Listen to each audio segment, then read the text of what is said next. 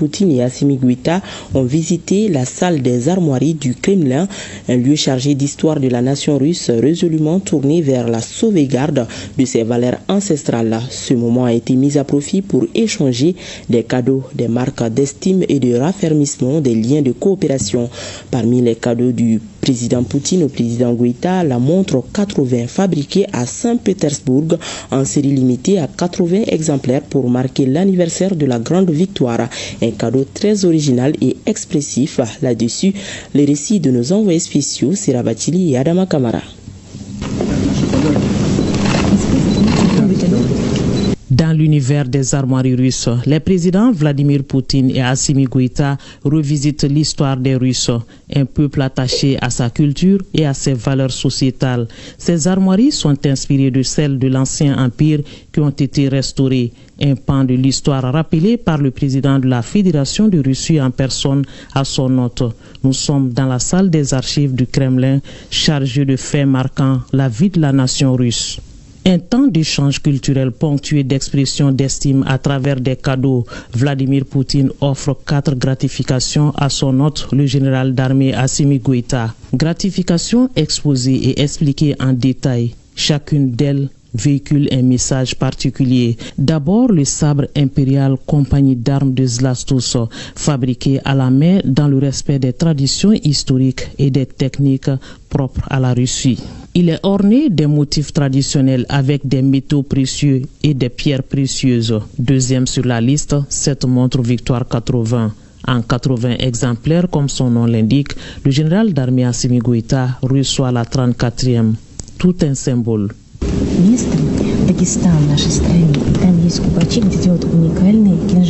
La montre Victoire 80 a été fabriquée à la manufacture à Saint-Pétersbourg en série limitée à 80 pour marquer le 80e anniversaire de la grande victoire.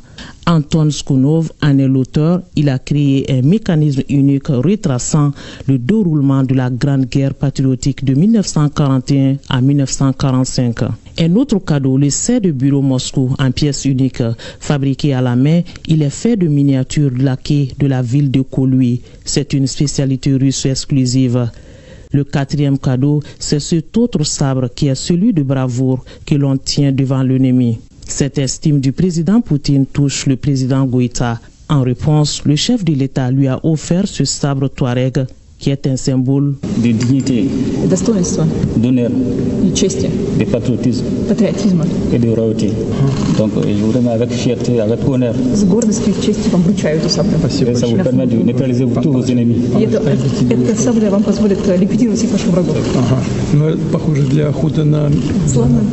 Ça ressemble à une arme utilisée pour chasser les éléphants. Merci. Dans la tradition russe, le sabre s'échange avec des pièces de monnaie. Poutine en remet à Assimi Goïta pour raffermir les liens d'amitié, un geste repris par le président de la transition, signe de consolidation des liens de coopération Mali-Russie. C'est un agenda très chargé qui attendait le président de la transition en Russie. Le général d'armée Assimi Goïta a eu l'occasion de s'adresser à la diaspora malienne dans un cadre d'espoir. Le poids de l'histoire, de l'engagement et des aspirations du peuple malien s'est clairement fait sentir. Dans les messages du président de la transition, vous pourrez suivre cette rencontre certainement au cours de ce journal. Et au terme d'un projet d'accord conclu hier au Kremlin sur fond de visite officielle du président Goïta, une commission intergouvernementale a été mise en place. Le ministre de l'économie et des finances, Alousini Sanou, est président de la commission pour la partie malienne, tout comme le ministre de l'énergie et de son colloque du développement économique pour la partie russe.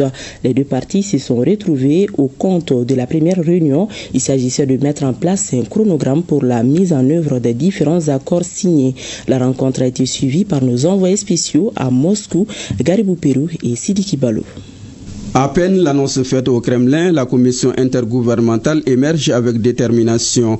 Le ministre de l'économie et des finances du Mali, président de la commission, se trouve en étroite collaboration avec le ministre de l'énergie et de celui du développement économique de la Russie. Ensemble, les ministres dessinent les contours d'une coopération promoteuse. Nous venons de tenir la première réunion intergouvernementale sur les fondements de la coopération russo-malienne. Donc il s'agit donc à la suite de la décision des deux chefs d'État hier pour mettre en place une commission intergouvernementale chargée de traiter de toutes les questions liées à la relation de coopération entre le Mali et la Fédération de Russie. Aujourd'hui, nous nous sommes retrouvés au niveau du ministère de l'Énergie de la Fédération de Russie pour tenir cette première réunion qui avait essentiellement pour but de camper le décor et de rappeler un peu notre façon de travailler, dans le cadre de travail, d'organiser également notre agenda pour que nous puissions très rapidement obtenir des résultats concrets. C'est ainsi qu'il a été décidé donc, de tenir une première réunion dans les 6 mois à venir à Bamako, pour essayer de faire avancer les sujets, que ce soit les sujets d'ordre économique, politique, diplomatique et tout.